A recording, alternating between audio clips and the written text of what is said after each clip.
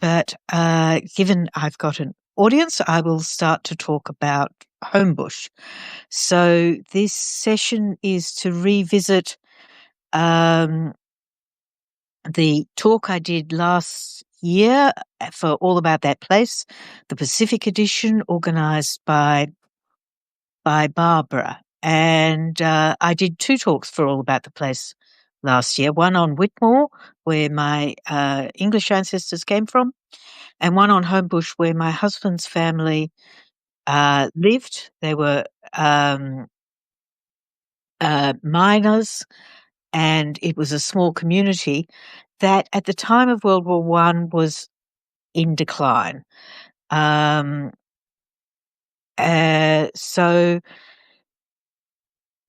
the war broke out, and Australia was involved in the war automatically because we were British. In fact, we were British up until the 1980s. When I joined the public service, I was asked if I was a British subject.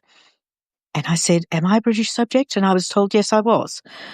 We didn't get many rights with our British subject status, but we were aligned with England when it declared war. And of course, our king today is King Charles. We're still very closely tied with England. But anyway, war broke out. We were all in. Young men responded enthusiastically. Homebush, as well as being a mining area, is also a farming area. And Australia was going through a drought. And I suspect that one of the reasons young men signed up was because work on the land was declining, and the pay for Australian soldiers was good. So they went off enthusiastically, and they thought it'd be all over by Christmas. 1915 came, and it wasn't over, and my husband's grandfather, Cecil, signed up. So he'd grown up in Homebush. His mother had died when he was born, and he'd been brought up by his aunt and his uncle, who was a school teacher. George Wilkins, the school teacher, was enthusiastic about his support for the war and had organised cadets before the war and things like that. The young men from the district were sent off with a farewell, and I've posted just last night my time the newspaper report of Cecil's farewell. So speeches were made, songs were sung, there was dancing, and it was a great celebration, although it was noted that Cecil was young. Cecil signed up when he was only 17, so he put up his age by a year to say he was 18, and he really wanted to go. In the post that I posted this morning, there are pictures taken of the departure of the ship when he and the 13th Reinforcements, the 24th Battalion, and many others sailed. And you can see there's streamers, the men are enthusiastic, they're having a great time. They're really looking forward to their adventure. I mean, the adventure was pretty awful. I think the mud, the trenches, it was not good. Eventually, Cecil was wounded a year after he'd left, and he was repatriated to Australia. And he'd been shot in the thigh and in his ear. And I think he'd lost an eye in the course of that injury. He came back, he was 20 years old, and he was unemployed. He was wounded. He was probably not an easy young man.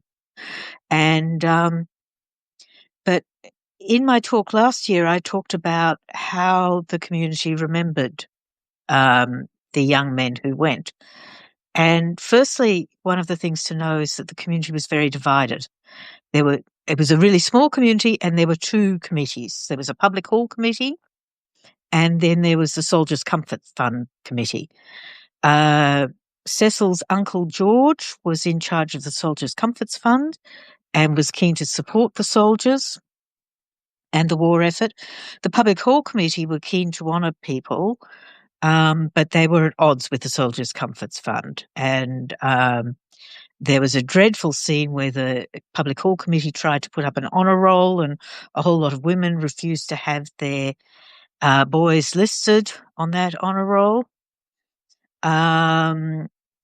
Eventually, the Homebush became so small that their plans for a memorial at Homebush, a permanent memorial, didn't come to anything, and they joined in with the Avoca Memorial. So Avoca's a town about 4-6 miles away, and the memorial in Avoca is a major feature of the town today. It's sort of like a bandstand. It's quite elegant. And my thought when I saw the memorial was, why was Cecil's name not listed? Nor was Cecil's brother Jack, and Jack had been killed in the war. So I had a look, and all the boys from Homebush were listed except for Cecil and Jack. And I believe it was the antipathy between somebody on the committee to George Wilkins, and they wanted to spite George Wilkins. That's my theory. And I wonder how many memorials around Australia, and there's about 4,000 around Australia, and there's many more in New Zealand and in England and so on. I mean, World War one of the features is these war memorials. How many are incomplete? And what is complete anyway? When I gave the talk last year, somebody was talking about her ancestor who had been born in Homebush, and he's not on the memorial, but he didn't enlist from Homebush. He'd moved away from the district at the time the war broke out.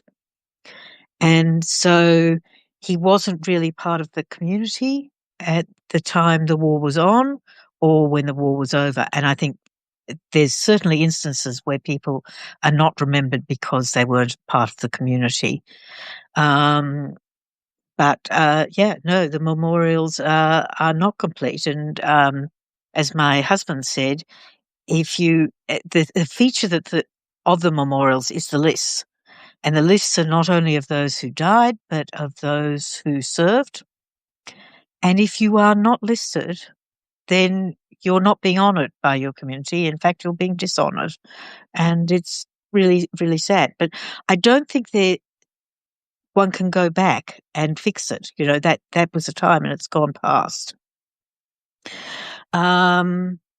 So I was talking to a friend, and one of his ancestors isn't listed here on a memorial in Ballarat, and he felt he should be, and possibly he should have been, but he wasn't at the time, and 100 years later we have moved on. So part of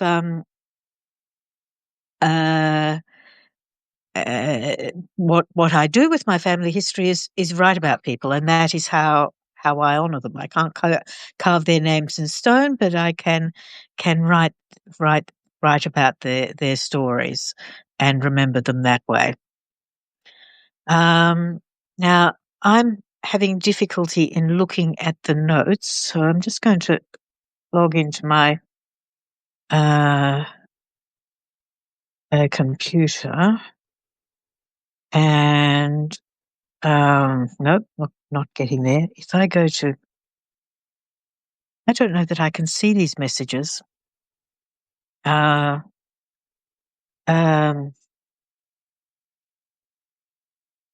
I go there, make sure I'm on silent, mute, and I'll see if I can see the live chat. Yeah. I can't see the chat that has been because I'm late in logging in. So Vietnam, yes, was divided. The division, though, in the Homebush community wasn't about support for the war or otherwise. It was just a quarrel between the two different groups within the community. one of the big debates that we had in Australia during World War One was the issue of conscription. And Australia's soldiers were never conscripted. They were all volunteers. And but England was demanding more than we were volunteering. So the Prime Minister of the day, Billy Hughes, wanted to introduce conscription, and it went to the vote, and the popular vote was against conscription. But importantly, the soldiers who were serving did not want conscription. They voted emphatically against conscription. They didn't want to serve against conscripts. And that was one of the debates that they had in Vietnam too, that conscripts weren't as enthusiastic perhaps. We wanted professional soldiers or whatever. So the 1916, the plebiscite was lost. Hughes tried again, and again the vote was against conscription. I can add you, but yes, I've tried that and it doesn't work. I get waiting for Barbara at Project Kin.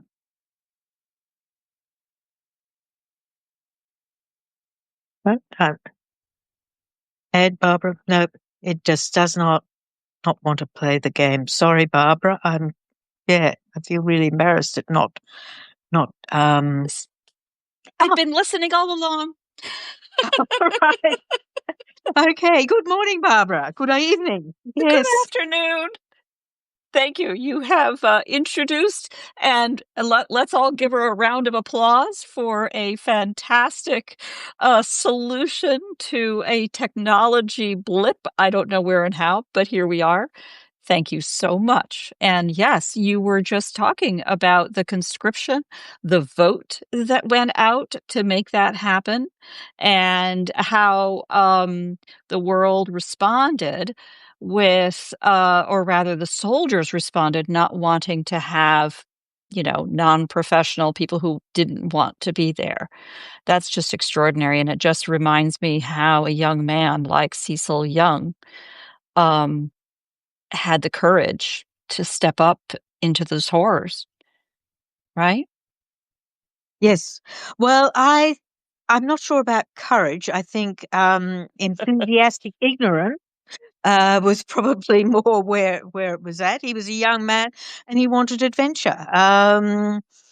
And my goodness, he was young.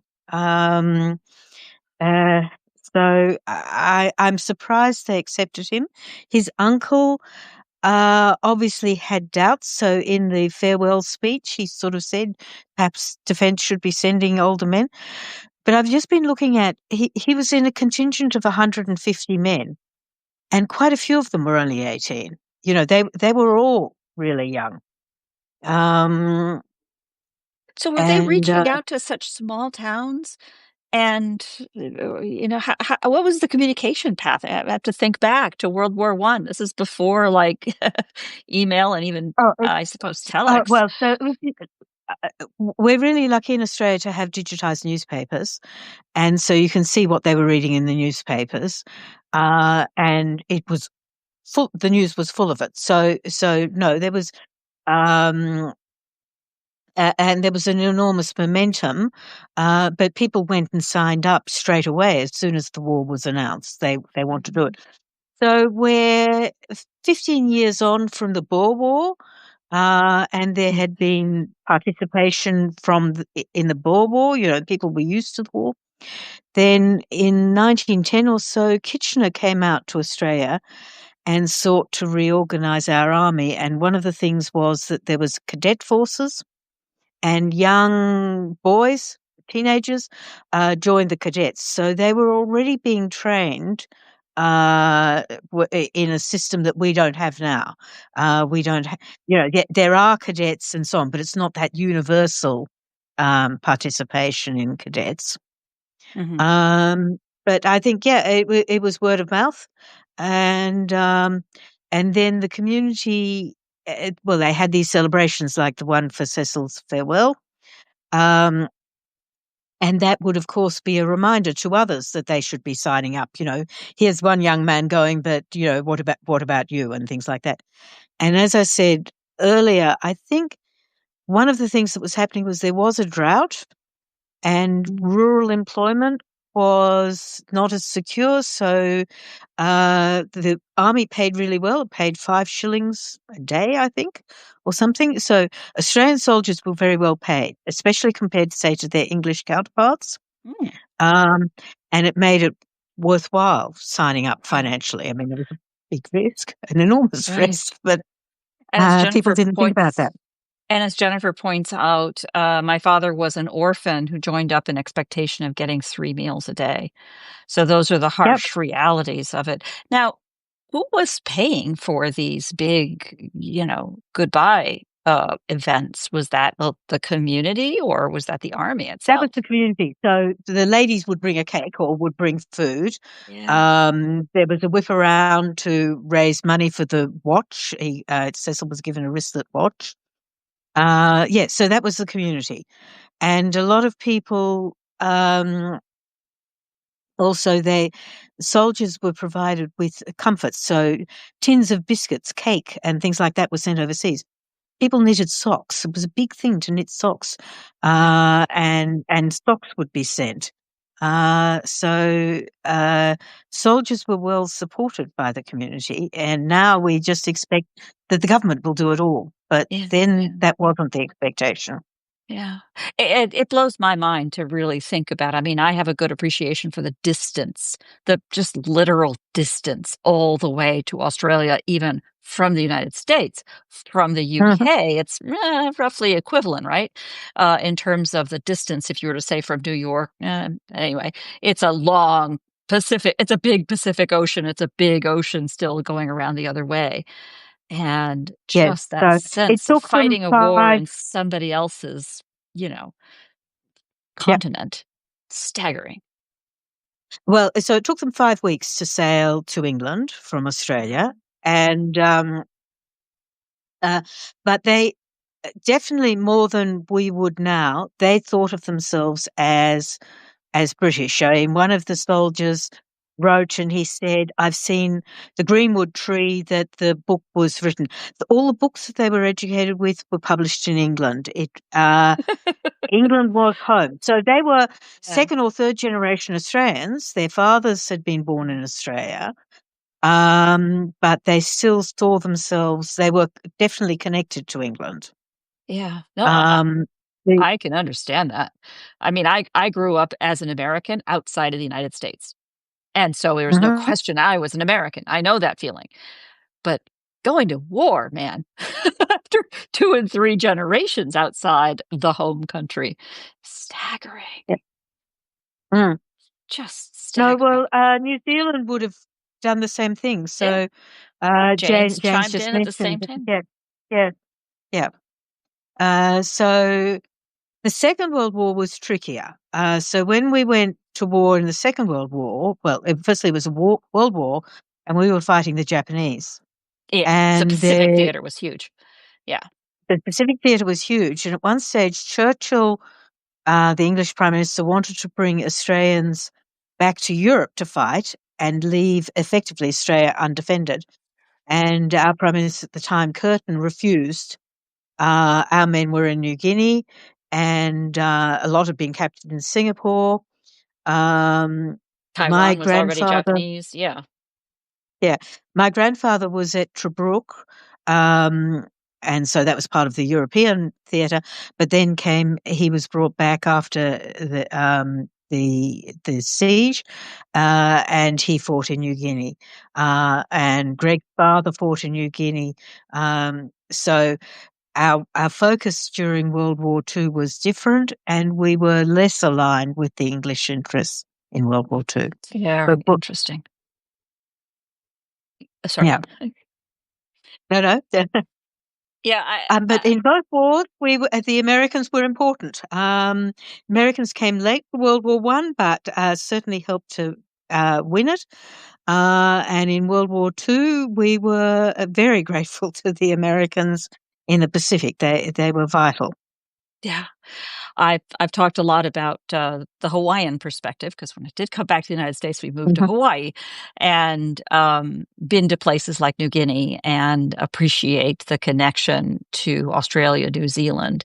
That is eye-opening as an American to appreciate that, and of course the history in the area of the war as it extended deep, deep into the Pacific, which, yes, many mm, Americans do have family members that fought in those islands.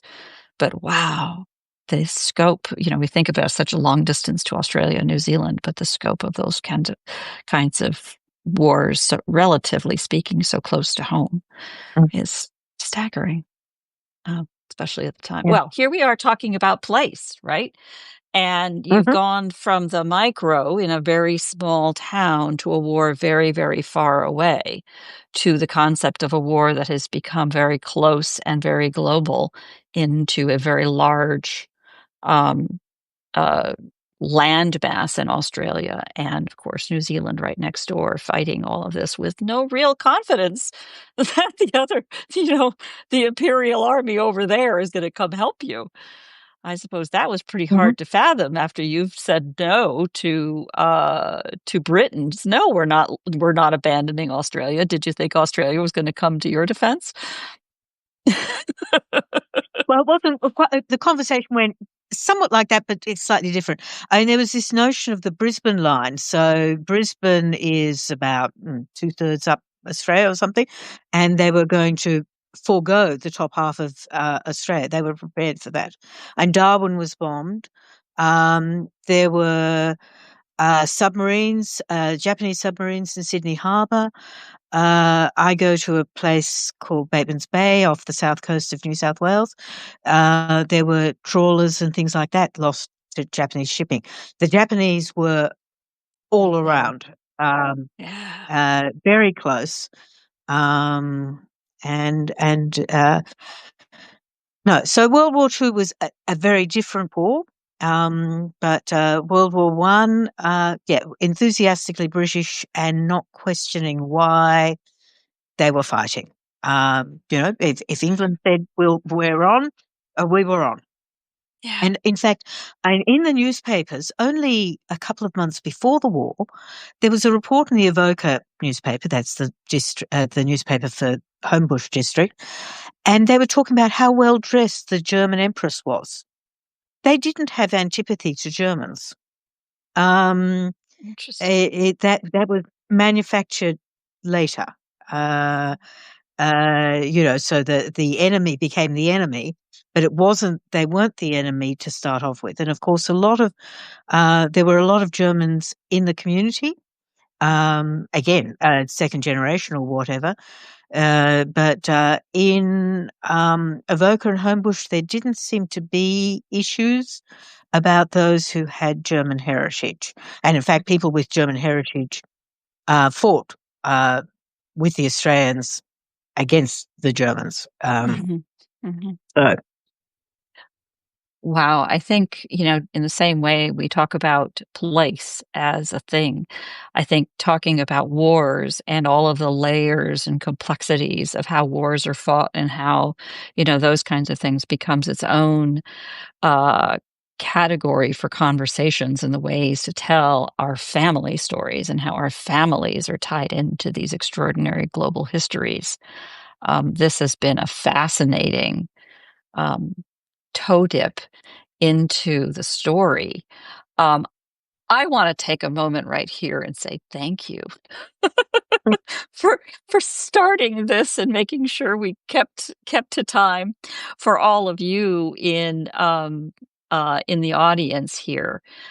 You have been telling these stories and exploring these stories in not only your own family history, but also in this case is your husband's, correct?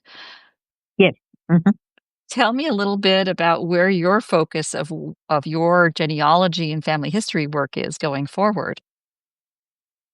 So, my family history has always been quite well documented. I've come from a long line of enthusiastic family historians. So, my paternal lines, particularly, were well documented. When I got married, I became interested in my husband's family, and I remember sitting down with my father-in-law and looking at his photos and wondering who these people were and so on. So in fact, my own journey into family history was to acknowledge all the work that had been done before and and explore his history. As I did that, I learned more, and I also learned that I could learn more about my own family history. So I continue with both lines, and it's fascinating, and I learn more about history through my own family history. Yeah. Right now, I'm going to look at uh, the contingent that sailed with Cecil. I'm quite interested to actually look at the 150 men who boarded the ship, and that was partly inspired by looking at the photos of their departure. And I want to know what happened to all of them. So I'm not only stuck on my own family or Greg's family, but I'm just interested in people and Yeah. what they experience. In some ways, you are modeling for those of us who are deep into this today, our progeny, our children will acquire, hopefully, some fairly well documented family history, how to get them excited about where to do what you're doing now with the benefit of the work that your family has already done, your own ancestors have done before you. Yeah, that to me is Mm. this true spark of deep history and its meaning. See, we're all here to learn from you. No, no. One of the things I'll do is I'll put in a plug for WikiTree as a place to as a repository for research. So as well as writing and publishing a blog and things like that, and publishing is really important, I think, to share it.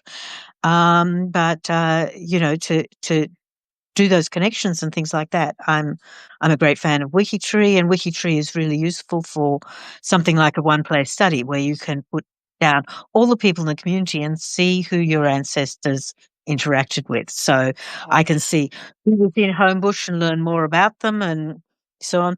I can see who sailed with Cecil in July 1916 and learn more about them, and then get to know more about Cecil's experiences and improve my own understanding of that time.